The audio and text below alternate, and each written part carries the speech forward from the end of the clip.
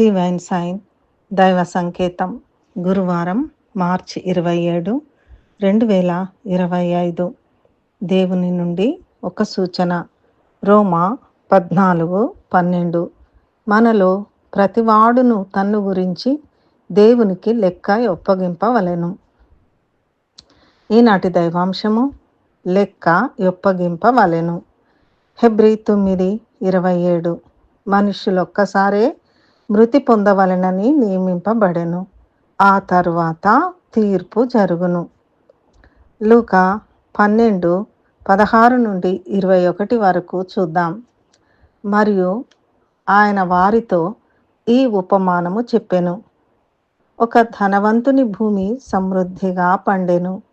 అప్పుడతడు, నా పంట సమకూర్చుకొనుటకు నాకు స్థలము చాలదు గనుక నేనేమి చేతునని తనలో తాను ఆలోచించుకొని, నేను ఇలాగు చేతును, నా కొట్లు విప్పి వాటికంటే గొప్ప వాటిని కట్టించి అందులో నా ధాన్యమంతటినీ నా ఆస్తిని సమకూర్చుకొని, నా ప్రాణముతో, ప్రాణమా, అనేక సంవత్సరములకు విస్తారమైన ఆస్తి నీకు సమకూర్చబడి ఉన్నది.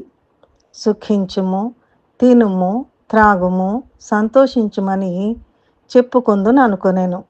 అయితే దేవుడు, వెర్రివాడా, ఈ రాత్రి నీ ప్రాణము నడుగుచున్నారు. నీవు సిద్ధపరచినవి ఎవని వగునని అతనితో చెప్పెను. దేవుని ఎడల ధనవంతుడు కాక తన కొరకే సమకూర్చుకొనువాడు అలాగుననే ఇండునని చెప్పెను.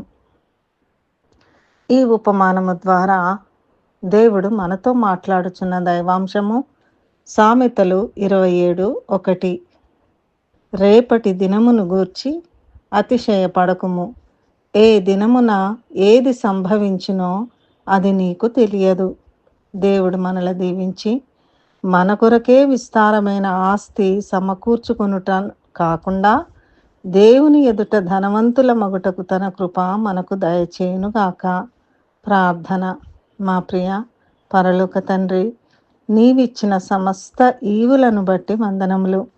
రేపటి దినమును గూర్చి అతిశయపడకుండా నీ ఎడల ధనవంతులమై నీకు లెక్క ఒప్పగించు వారముగా ఉండుటకు నీ కృప మాకు దయచేయుము.